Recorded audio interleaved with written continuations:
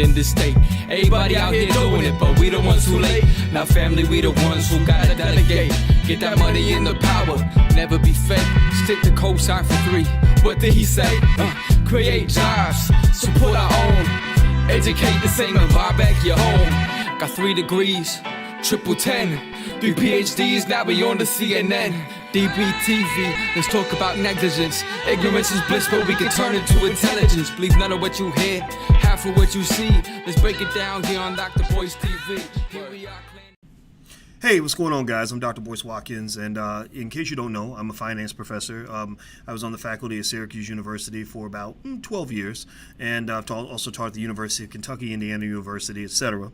And the reason I lay all that out there for you in advance is not to brag, but because I wanted to discuss a topic that might be a little bit controversial, and I just wanted to let you know that while I don't claim to know the truth about anything, I do have an opinion and a perspective that might lead us to the truth in terms of understanding what's going on. I want to talk about a guy that's really, really smart by the name of Warren Buffett. I remember first being introduced to Buffett and a lot of his investing philosophies, particularly with value investing. And he leans heavily on a book written, I think, in 1934 by Graham and Dodd. And I remember that book well. I remember it was this big, thick book that I remember seeing in graduate school. And I have a lot of respect for value investing because I think that there is something to be said about finding undervalued assets and utilizing specific information gathering capabilities that allow you to identify companies that could do a little bit better. And then also when you're Warren Buffett, I think you get a chance to do something a lot of investors can't do, which is to actually make your own reality. I think that Warren Buffett investing in you is going to elevate your value instantly just because he's there, particularly not just in the eyes of investors, which can affect market prices, but also just because he's good at what he does and people respond to him. He's sort of this, he's a force of nature. And you know, almost imagine a big planet that's got, you know,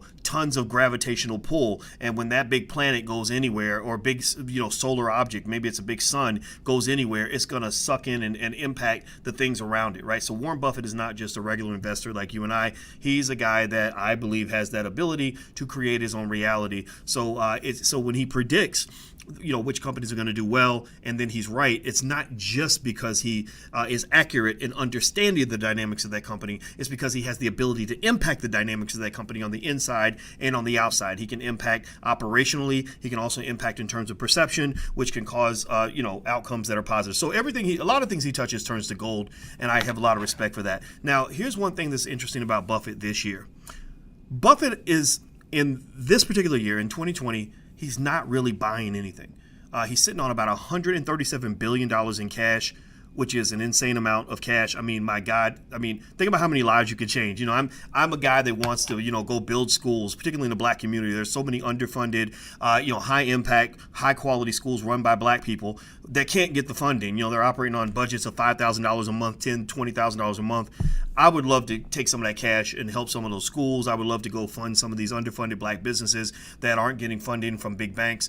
So I honestly think, again, I'm a little more on the capitalist side than I am on, you know, I'm not so much a socialist, but I appreciate some ideas in socialism in the sense that I think it's almost criminal that you've got wealthy people that can just sit on $130 billion in cash and nobody says anything. I think some of that money should be distributed. It should be invested in people who have great ideas. That's my 2 cents, but I'm going to get off that soapbox. But he's got $137 billion in cash. And when they asked Buffett, they said, so, you know, what buying opportunities do you see? I mean, the market crashed. You know, prices damn near chopped in half, maybe dropped 30%. So they were like, hey, you know, Warren, you know, of course you're seeing undervalued assets now. My God, what are you going to buy? And you know what he said? He said nothing. He said, I don't see any good deals. That caused a lot of people to freeze up, including myself.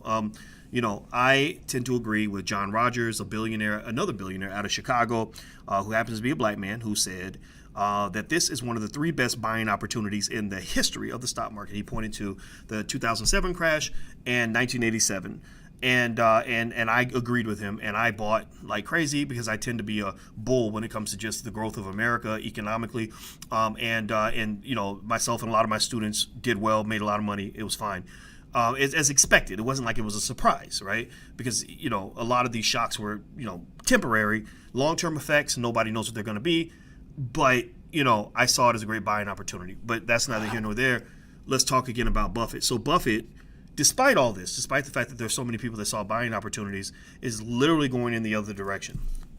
I think that contradicts a little bit, or maybe it doesn't contradict, but it's interesting because I think about that with another statement he's made that I always thought was interesting, which was you should be fearful when others are greedy and greedy when others are fearful. So I guess the question is right now, or as the market is recovering, are people greedy or fearful? Well, maybe they were fearful in the beginning, which it seems to me that he would have become greedy, but he wasn't greedy. He was also fearful, right? But now that everyone's greedy, he's fearful, which is consistent with what he said, right? Be fearful when others are greedy. So right now everybody's greedy. They're buying even companies in bankruptcy like Hertz. I don't recommend buying companies like Hertz because buying a stock of a bankrupt company is a very risky thing. You have a chance of losing everything. So you're really buying something that's a little bit more like a deep out of the money option than you are actually buying equity in something. You're not buying something real a lot of times when you buy stock of a company that's in bankruptcy. So or going to bankruptcy and all that stuff.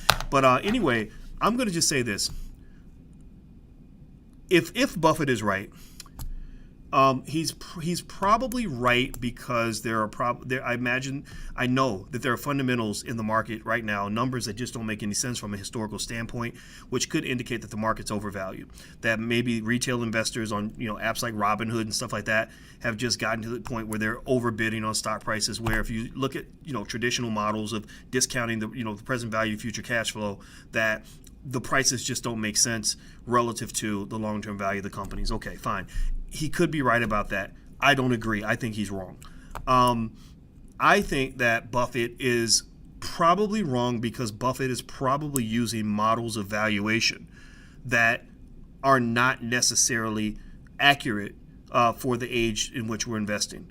I'm a believer that there are things that they call regime shifts, where the distribution process of stock returns and all that stuff, where the outcomes start to change over time because the fundamental dynamics that drive market valuation change.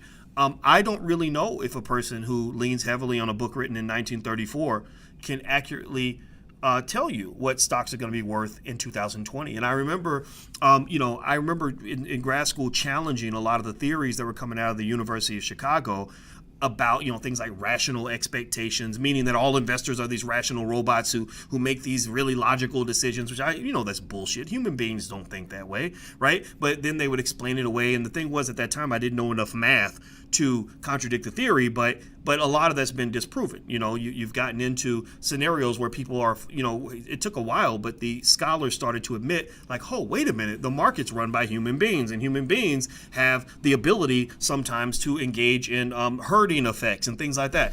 Professor David Hirschleifer, he was on my dissertation committee. He was one of the leaders in this area, just basically saying something that you probably know since you were little, that human beings tend to follow the crowd. Right? And this can drive maybe what they might call momentum trading, where a stock is doing well, the stock becomes hot, and it continues to become hot because other people want to own it. And everyone thinks that it's a Ponzi scheme and it's a house of cards that's just destined to crumble. Maybe that's not always the case, And so, because if you really think about it, here's the deal. I hope I'm not getting too deep with you guys on this, but I'm going to just go there with you on this. This idea that stocks are being inappropriately valued, that Warren Buffett is leaning on, that he's thinking that prices are just too high, the companies aren't worth what people are paying for them. That whole framework is built on the idea that there are people out there that really know what the true value actually is. I don't believe that they do. The equations that value stocks are extremely precise. I've done all the math behind stock market valuation, and those equations are very, very precise in terms of the variables that go in those equations. The problem is that your information is not always precise. You're looking at future cash flows. You're estimating what this company in perpetuity is going to earn every year, and you're assuming interest rates and growth rates and discount factors and risk levels and all this other stuff.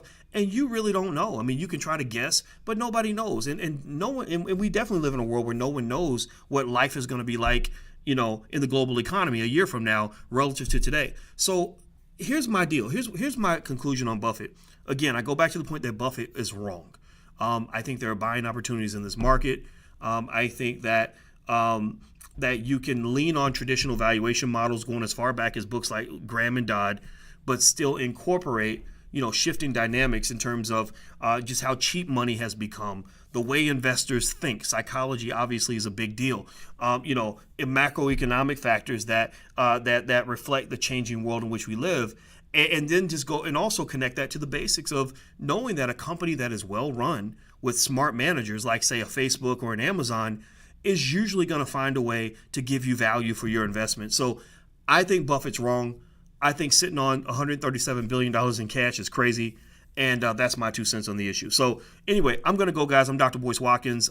If you want to learn more, if you haven't bought your first share of stock yet, I invite you can learn for free. I have a free training at firstshareofstock.com. That's firstshareofstock.com. Just so you know, in the Black Business School, we are here for the Black community. We are built by the Black community. Doesn't mean you have to be Black to be here, but just know that that we're all about solving a specific problem in the Black community, which is wealth accumulation for our people. That's one of the most critical factors that we have to solve in our particular situation. So feel free to take a visit to theblackbusinessschool.com if you want to learn more. And I'm out of here, guys. Have a good day. And no disrespect to Warren Buffett. You're still my guy. I love you to death. I talk about you all the time. But remember, no man is God. Warren Buffett may be the Michael Jordan of finance, but even Michael Jordan missed a lot of shots. Even Michael Jordan made some bad choices. He retired too early. He did a lot of things wrong. So never think that because somebody has done a great job that they're perfect. Nobody's perfect, including Warren Buffett. So take care, guys. Hit the thumbs up button, hit the share button, hit the subscribe button. Also, don't forget firstshareofstock.com, and you can learn how to buy your first share of stock. So I'm out of here, guys. Have a good day. I'll see you soon. Peace.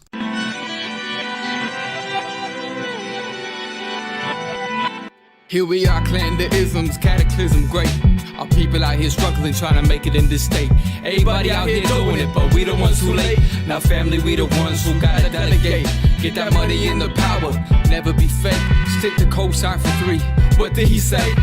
Create jobs, support our own. Educate the same and buy back your home. Got 3 degrees, triple 10. 3 PhDs, now we on the CNN. DBTV, let's talk about negligence. Ignorance is bliss, but we can turn it to intelligence. Believe none of what you hear, half of what you see. Let's break it down here on Dr. Boyce TV.